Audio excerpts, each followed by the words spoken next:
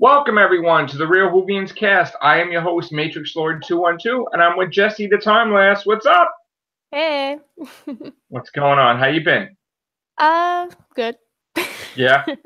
Okay, so I got a lot of people's reaction to Twice Upon a Time. Now, I loved it. Yeah. And I want to get your reaction. I loved it. I mean, for some reason, I always cry in the episodes leading up to regeneration, but I never cry at the regeneration. Still didn't do it this time. But, now we find out that Bill is technically dead. Well, of her that's memories. From a future point of view. It's weird because her memories stop as she became the water creature, and then she doesn't remember anything else.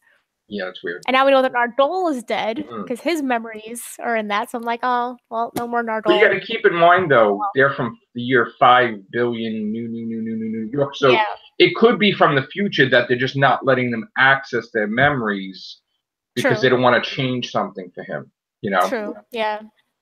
But yeah, they're gone. So, yeah. Now, what did you think about Clara memory appearance? I mean, at least she wasn't on for too long, you know. But it was nice though that they finally like, okay, he finally remembered her, you know, to show the power of memories. Like, oh, it was in there the whole time. So it was a nice little thing, but at least it wasn't like Amy walking down the stairs doing this whole. I heard that they Capaldi desperately wanted her in there, and the only way they could do it is they brought her outfit to Face the Raven, and they did like some soundstage where she was filming over there, and they did like it was pretty funny. Yeah. It's like wow, you know, with the green screen and everything. But they got her in there at least. Yeah, that was nice. It was nice. I also like the reveal of Mark Gaddis's character. Yes. When he said his name, I was kicking the couch. I was like, oh my God, no way. He's the ancestor to the Brigadier. Maybe it's his grandfather or his father or something. Yes, that was fantastic. Now, there was some things that people were really not happy with Moffat when it comes to the interpretation of William Hartnell's Doctor, how William Hartnell's Doctor was really compared to the realistic time that took place. Yeah. And some people were kind of very, you know, I was one of them where I was like, well, in the Gunslingers, it was revealed that he drinks milk. He doesn't drink alcohol. And it's never been a situation where he's been sexist or telling the women to clean the TARDIS. There's been references where Barbara said, oh, the TARDIS needs some spring cleaning. I think I'm going to take care of that. And there was even a thing where, you know, Polly had offered to make coffee. Not that he told her to make coffee. Yeah. With the exception of the second Doctor asked her to do it, but just kindly, not whatever. Yeah. Do you think that Moffat really needed to do this to kind of get the 12th Doctor to regenerate into a female subconsciously? Or do you think, like, they could have just been true to the first Doctor? Like, did that bother you or not really? I don't know if it really bothered me. I think it was more for comic relief, trying to make him more of the time that he came. Right. Okay. But yeah, hearing the first Doctor say, if you keep talking like that, I'm gonna give you a spanking. Well, he did tell that to his granddaughter, but that's his granddaughter back. Exactly, that's his granddaughter, not a random woman. Right, woman. Yeah. Yeah, it's like, this place is dirty. You need a woman to clean it up. I'm like, it was a little. Oh my God. Yeah, it was a little it irked me a little bit, but I don't think it was to a point where it made me like. I know Mark Gatiss gave a little dig in humor, like a Moffat could do it now. Like you don't agree with it either, but whatever. Okay. Yeah. Okay, so besides that, did you like it that the Testimony are not villains, or at least we don't think they're villains? Because if you remember, Testimony did stop the transmission with Rusty where he can get an overall picture of it. Yeah. It's nice to have something that's not a villain for once. Right. I think. You know, it's like not every being and intelligence that they meet out there is going to end up being evil. Correct. So, you know, it was nice. I mean, like, pretty much deploying memories to get more information on people, and that's pretty much it. It's basically a large database. Yeah, and it was funny. It's like, wow, they're not villains. So I don't know what to really do with this. Exactly. It's like, All right, we're done, I guess, right? All right. Yeah, exactly. So, but he did tell them he really don't want them doing that anymore to him. Like, yeah, it's like stop kind of asking me questions. Yeah. It's kind of invasive when you see your dead companions pop at you and they're not really them. Because in a way, then, even though that's like the controversial thing, it's like, well, if they have their memories, are they them? Yeah. And I don't think really they are. It's just, but, and I don't think Clara would say old man anyway. Like, I don't think she would say something like that to him. But who knows? All right, so he made a decision to regenerate anyway. One more time. Yeah. What did you think of his speech? Yeah. Bit long. A bit long, but it was I kind of liked it where he was walking like on top and it was like he was talking to the next incarnations, like do this, do that, whatever. I also like that he was able to kind of sneak in something that he said to a child at a convention saying that all children can hear the doctor's name. I'm like, oh, that's nice that they allowed him to put that in because it's really an interesting thing. Like kids would be like, oh, I can hear the doctor's name. It's just something that they can look forward to. Maybe it was nice, but a bit too long. What about the ending was nice though. What about the thing? He's like, and don't ever tell anybody your name. Never again. Like, don't tell anybody your name. Yeah. Is he it tears at your heartstrings. Don't do that. Is he referencing like River? Like probably, River knows his name and Clara knows his name. And... yeah, because they're gone. They're dead. Right. They're dead now. And he doesn't want to love anymore. Is that what you think it is? He don't want to be in a relationship. He don't want to like. He keeps telling himself that, and yet he keeps getting into relationships again. So maybe what about the ring falling off too? I mean, what was the thing? That was another one. I like that because that was kind of referencing Hartnell into Troughton because Hartnell wore a ring, but it didn't fit the next doctor, and his ring fell off. Right. So everyone was like, "Oh, like signifying his marriage to River, kind of." I don't know, because the only reason it was on that finger is because he was literally wearing his wedding ring. But I know that, but but I think they just covered up. Since Matt Smith's doctor, he was married to River, so. Yeah, I don't know if it was really supposed to be a wedding ring. I think it was just covering it up. I don't. Okay. I mean, really, no matter what gender he regenerates into, he's still married to River. He still had a wife. Is he? I know, but is he now? Like she's gone. I mean. Well, yeah, I know she's gone. They have to get apart. Yeah. Jodie Whittaker's doctor would still have been married to River. No matter what the person. I just think the ring didn't fit, and now it's just signifying up. Right. Because I think right into the chart. It's great. Yeah, I think it was also reflecting of when, Matt Smith took off his bow tie and it fell to the floor. It was something significant like, okay, no longer Matt Smith's doctor, ring fell off, no longer Capaldi's doctor. Right. Now, do you think she's gonna have everything, right? All the memories of past doctors. She's not gonna have it's not gonna be rough for her. I mean, after the regeneration cycle is done. Yeah. Pretty sure. Now, why do you think that happened with the TARDIS? Do you think that she kind of like wrecked the crap out of it when she regenerated and it can't really travel through time now, so it's like get the hell out, or like what? All I know is that I know some like screen caps and stuff with the button she pressed. And it was just not a good button to press. Right. So in her confusion, I think she pressed like the mass eject button and it just threw her out. Right. I like her face when she realizes that, yes, even though she's regenerated, she just lost like her TARDIS, maybe permanently, like that fear in her face. It's like, oh shit. No! Like, just dematerializes. Yeah. That's like, oh. Fire bursting forth and it starts to be like, no. We know she's going to live because she's within the regeneration cycle. Yeah. And like when River got shot at after she regenerated, it just bounced the whole Tennant with his hand. Yeah. Yeah, Tennant getting his hand back too. All right, so now what do you think they're going to do? Do you think they're going to do a classic, the TARDIS is healing itself, and then it will come back to her when it's done, like it did in the 11th hour, where then the key started glowing, and then he went to the TARDIS, and the TARDIS was all shaped around his personality? You think that's what's going to happen? Probably. I mean, I don't see how it could just, with all that flame or whatever, just be like, oh, there it is. No, it's definitely going to heal, and it's... Right. Yeah. I want the round things back. Can we just have a classic TARDIS? They're Well, making it darker and darker and darker. Are they going to do a plot where all the books that flew out of the TARDIS are like maps of history and different things, where if somebody gets their hands on the books, they could alter time, or they're not going to really pay attention with that? I mean, could that be a plot? Actually, that sounds really interesting. It'd be like a key to time kind of. Yeah, you got to look for all the books that fell out of the TARDIS. Yeah, key to time story arc. That would be cool. Like, how many books? She'll be like, how many books fell out? 47. Like, oh my god! 47 episodes. Hey, like they dematerialize like to different points in time. And like, yeah, actually that would be really cool. Yeah, I would watch that. I would watch the heck out of that.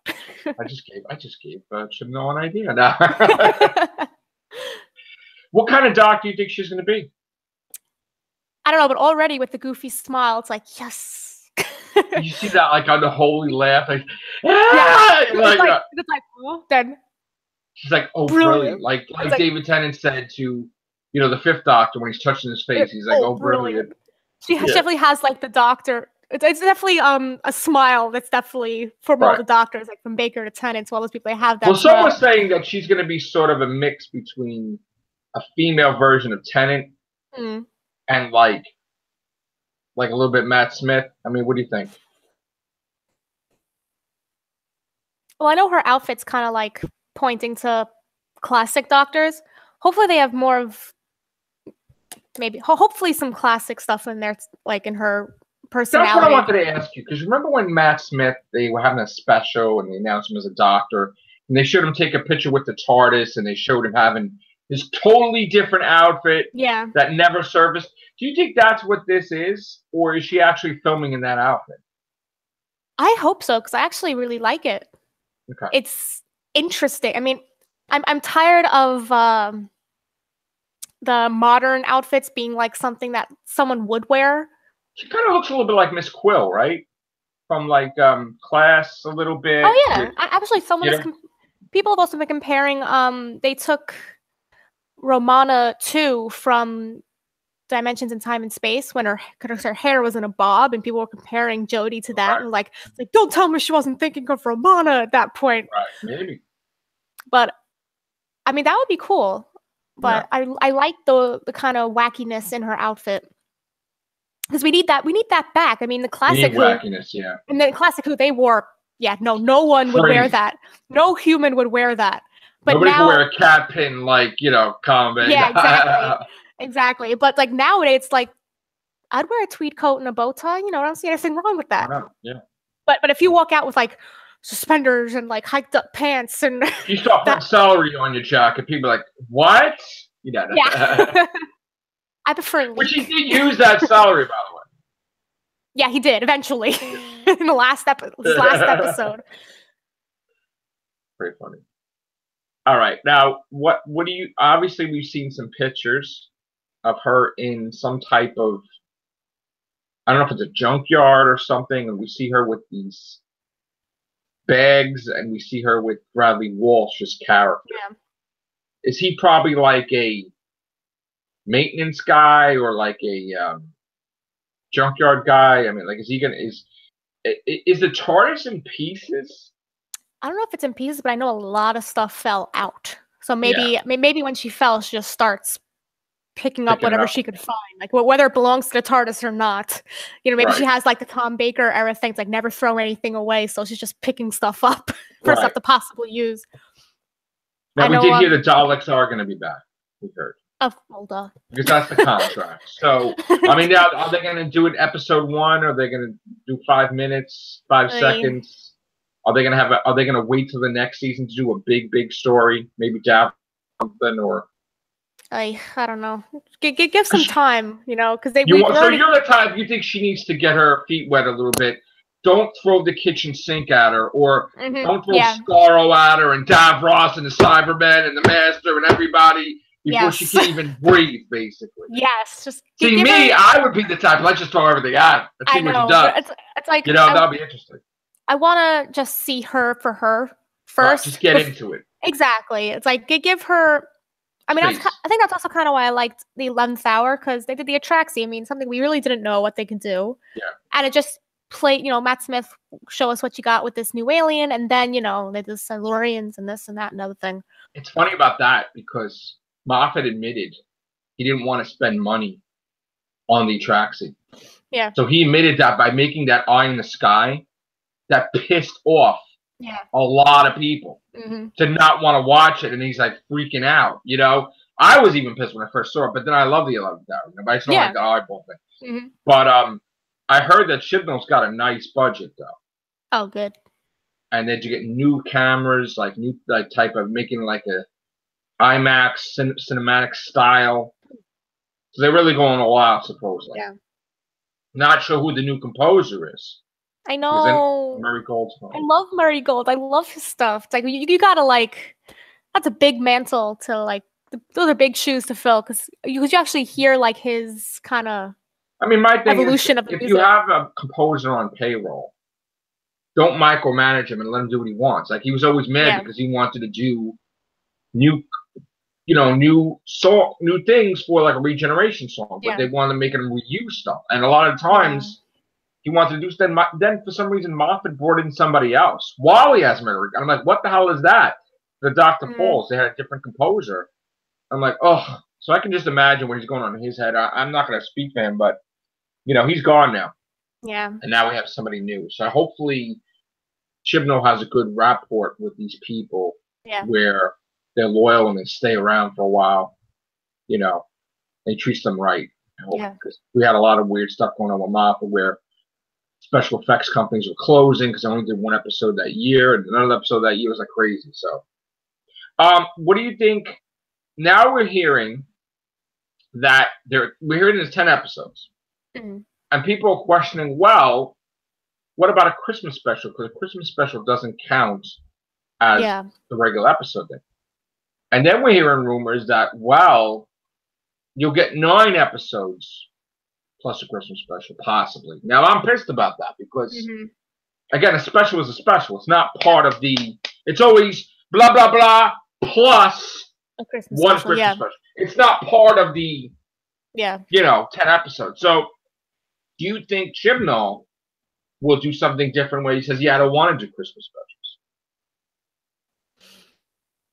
I don't know. I mean... That's kind of become a tradition with at least with modern Who. You always get. Well, Russell T and Davis and Moffat, but he may decide, I want to do a Halloween special. I want to do an Easter special. I want to do all kinds of different other holidays or something. I don't know. As long as we have the 10 to 12 episodes season. I mean, if you're not gonna do a Christmas special, at least give us maybe 1 or 2 more. Episodes in a season. That would be good. I would rather close to be 12 or 13 a year rather than because again, I know what they're trying to say. Well, Netflix. Well, you're not Netflix. Yeah. So go back to 13 episodes. It's like. Yeah. But now, do you think by cutting in all these episodes that it's definitely coming out in August of 2018 this year? I just saw something on Twitter where it said, I don't know if it was a joke or not, but it said it was coming out this fall. As it showed Jodie actually falling from the TARDIS. So I don't know if that was a play on that GIF or coming out in the fall, either August or fall. I mean, that's when a lot of Peter Capaldi's seasons came out anyways. So maybe. I mean, they're filming now, so I don't see why not. I mean, they finished some already, I think. I think so, yeah. So I guess they're on the right track. Yeah. We were in January. You got 2 or 3 in the bag. That sounds good so far. Yeah. It's a long shoot though, without Doctor Who. And I think that eventually they need to make a decision about maybe releasing some episodes or maybe doing some type of spin-off that's actually a Doctor Who spin-off. Yeah. Not, there's a Doctor for 3 seconds and then we have a spin-off. Yeah. Did you like Class or no? It was okay. I mean, if you're going in thinking, okay, it's going to be like Doctor Who, but it was way dark. It was darker than I thought it was going to be. So killing people's parents. Yeah. Wow. It was like, oh my god. Yeah, it was. Technically, the Weeping Angels conquered the Earth. And I know Moffat's a little upset about that because he said, even though it's kind of canceled, I want to finish the story because I don't. like to leave stuff like that. I mean, technically, they already conquered the world in blank because they showed every single statue, which kind of inferred that they're a weeping angel. Well, I mean, I don't know if they conquered the world. They kind of think like, well, are they weeping angels or are they not? I don't know. It's like, whoa. Yeah. So it's kind of like possibly, but not really. You know. So let me ask you another question. You've seen the Return of Dr. Mysterio, right? Yeah. In the beginning, and again, this is on Moffat's mind, which it's on the 12th Doctor's mind. He's trying to repair the damage in New York to save the ponds and to travel to New York. And he's the 12th Doctor. He's not even the 11th Doctor anymore. I mean, technically, that's what he tried to do. He's trying to fix the distortions in New York so he could travel in time in New York, that he's not having difficulty, and he's trying to save the ponds. Are they going to do something with that? I mean, I know he failed because Grant swallowed the one crystal he needs, but there are, like, I guess 2 or 3 other ones out there. Do you think there's a reason why Moffat had that on his mind? Do you think, like, he had intentions of saving the ponds again? Either that, or it was just supposed to be like a little nod. Something for the fans to go, ah! I know Karen Gillan had requested that she would shape her schedule around to just appear with Jodie Whittaker if they would let her. Yeah. I mean, I think off the double too. Do you think that's a possibility? Maybe, but also that Matt Smith wants to come back, so they're probably gonna do a. I mean, this may be a different showrunner entirely. He may be having his doctors look back, or have companions appear. It's not. Everybody had rules. Like Rusty T. Davies had his thing. Moffat had his thing. Rusty Davies was like bringing people in, like Sarah Jane, and oh my God, it's like wow, you know. Even Joe Grant and Sarah Jane Adventures, you know. Yeah.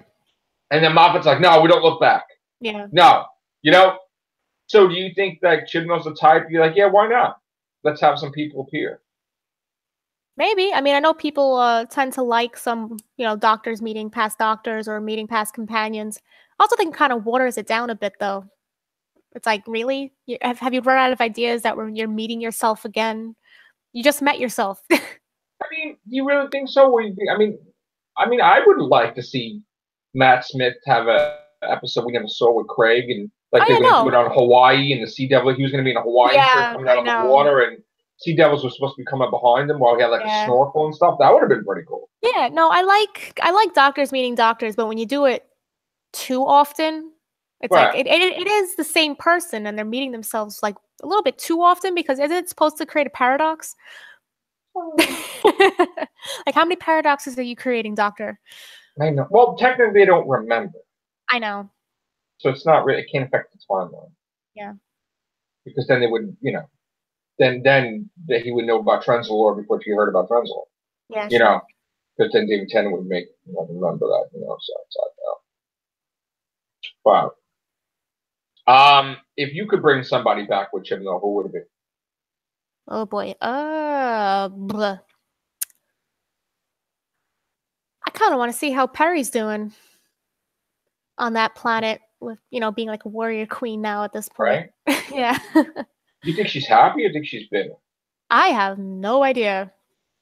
I mean, I don't know how much she liked that guy, but I don't really think she liked the guy. She looked like that. It's like, oh no. I mean, maybe if the doctor finds her, she's bitter for the doctor leaving her with this man with no way out. Big, hairy Viking man. Right. That was pretty bad. I gotta say, I always have horrible stories with that. It's like, how could you listen to Time Lords? Why would you save her? Damn it! I know, right? It's like, oh, she's happy, Doctor. I promise you. Okay. All right, thanks. Let's go. All right, let me go with this Swiss companion that I just met now, even though I that I never met, and I never ever showed her ever crashing into her garden. Yeah. Ever. He should have a sign in its heart as no exercise bikes. Oh yeah, and no carriages. No carriages. Do you think that Chibnall is going to do something revolutionary, like just something shocking, something that nobody's ever done, try to get the ratings up and do something crazy, or do you think he's just going to take it smooth and just? I know, but every time a new writer comes on, they try to do something. Let's do something new and exciting, and it ends up just fading out after a while. Right. I think you just stick with the program. I mean, unless the script calls for something, like amazing and death-defying, sure, go for it. But I don't think we really need. I mean, again, what do you want to see her do? Where do you want to see her go? I don't know. I always just go to Africa. I know that. I know. I like the idea from wonderful. I forgot the name of the episode. With the one with the Fisher King, that episode. Oh yeah. Yeah, where the Under the Lake, Before the Flood, whatever. Weird titles, by the way. Where that character was deaf and she was talking in sign language. I'm like, I was excited, like, oh yay, the doctor is gonna talk to her in sign language, but no, he forgot. Can Jodie remember and we actually have a heartwarming story with maybe a child who's deaf or something, and they go on a little adventure or something? That'd be great. I would like to see her fully talk in sign language, where he was like, Capaldi was like, okay, never mind, I completely forgot. Right. I don't know what you're talking about, but okay. I know, it's I was kind of like, oh no. Right. What did the doctor know sign language? I'm sure through his travels in time and space, he would know something. I mean, he knows every single language, He's supposed to. Yeah. He should know. I mean, he would say he eventually said go ahead in sign language, and then she was talking. Well, that's why I was kind of shocked when they showed the first doctor. They never counted anybody gay. But he's been in the future and everything. It's like, what? Yeah. It's like, oh, what? It's I've been with a few girls in my day. It's like, yeah, me too. What? What? I'm sorry. What? Oh my god! It's like a crushes world. That's how it'll be. You're the doctor of war. No. I'm not. You're the infinite Pandorica. You look at you killing everybody. He's watching his past selves, destroying everybody. He's like, oh, horrified. Yeah, my favorite thing is that people actually found out where the scenes were from. And it was in times when they were not killing people or anything. Those scenes were actually when they were the victim. Oh, okay. But it's kind of weird, they're trying to show him 2,000 years of his history. So, oh, yeah. I'm going to be around for 2,000 years? What? No, it's, So, all right. What is the TARDIS going to look like? Gosh, I don't know. I know the outside is a combination of different things where the sign is black panel. The sign is black with white lettering, which it was at one point. I don't know. I mean, for some reason, I'm thinking they're going to do something like Paul McGann's TARDIS. That would be amazing. I'd love to. But do it sort of couches, like Friends in a coffee shop, weird shit. Inside, there's the TARDIS console going up and down. There's a little coffee bar on the side with couches or something. I don't know. What do you think? I don't know. I like the homey feel, the homey steampunk feel of McGann's TARDIS. That'd be nice to bring it back. Yeah. I mean, maybe because the central room used to be a bit smaller in the classic era, but now you have staircases leading everywhere. The thing was the hugest ever. It was ridiculous. I know, it was huge. I would like to bring it back to a small, not confined, but at least, make it homey, a homey little, because that's that's where we always see the characters. They don't really go off gallivanting in the TARDIS halls. Right. So maybe McGann's TARDIS, just smaller, Yeah, keep the bookshelves, have a nice comfy armchair, but no more staircases leading off which way and whatever. I think. Because you never see those parts. Just one floor. Yeah, because I like that. Would you want them to go exploring the rooms, the swimming pool and everything, or not? Yeah. Just heard swimming and whatever. Yeah. Yeah, we don't see enough of the inside of the TARDIS. I mean, it's alluded to in the modern era, but back in the day, they'd be walking through. We'd find the Zero Room. We'd find I mean, in the books, there'll be alluded to the TARDIS room, the library. Rooms, technically, she said. Yeah, I mean, we did see the library in the modern era, at least. Yeah. Okay. Yeah. So, what else? What do you want to see in the companions? What kind of companions? I know there's going to be a lot. Yeah, there's 3. I mean, that's more classic era. 4? There's going to be a 4th one? 4, supposedly. Oh, jeez. If that means they bring K9 back. 2 male and 2 female. Just bring back K9. That's all I ask. Not the new canine, the old canine. What about a cat? No. People are like, oh, this should be a kid. No. I know. People are like, she needs a cat. I'm like, why? What? You know, no. I want to see canine. It's not like she's Miss Switch the Witch from like the old, you know, like she's a teacher, like she's a witch. Remember that old after school specials or something? She needs a kitty. It's like we know the doctor's a cat person, but we don't need cats roaming around the TARDIS. Running around. Yeah, you're gonna turn a doctor into a crazy cat lady. The master comes in, it's like it's like, what the hell is that in the TARDIS? Yeah. What about Missy? Where is she? Is she in the Nether Sphere? Yeah, all I know is they're gonna find a way to bring the master back. Obviously, they're not gonna kill. Yeah, they're not gonna kill off the master. You can't get rid of him, her, them. Right. Don't get triggered. I'm sorry. I didn't use the right pronoun. No, whatever. Look, the master only became a woman just supposedly.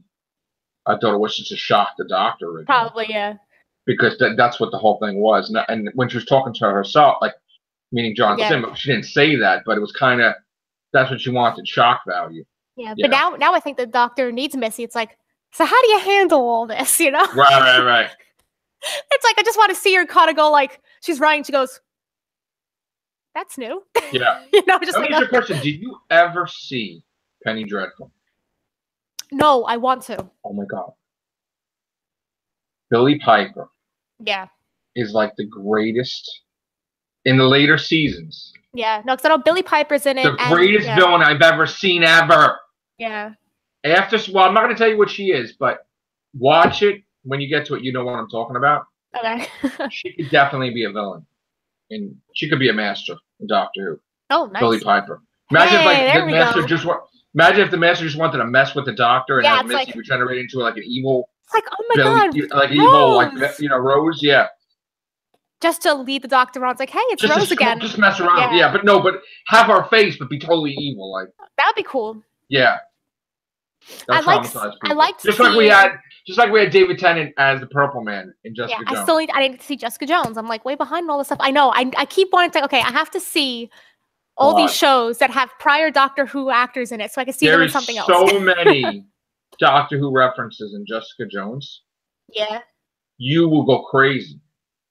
I have someone at work who's watched Jessica Jones, and because my name's Jessica, would try and say, like, Jessica. No, but he's like, you know what it's like? It's like he's like the master almost. Yeah. In that. Because that's what the master is, like mind control and things and that. And it's like he's a twisted version of a doctor, but evil. It's like weird. Mm-hmm. Oh, God, it's amazing. He's great. I can't believe how he can pull that off. Be a super great good guy and super great bad guy. It's like, and Scrooge McDuck, too. He can be Scrooge McDuck. That's what he is, DuckTales. And Donna Noble is Magic and the Spell. Catherine Tate, she's the villain in DuckTales. That's so cool. So, all right. So we got Doctor Who hopefully in August. Yeah. And that's it. Thank you very much. Yeah. Had a great time. Talk to you soon. All right. Take care. Bye for now. Bye.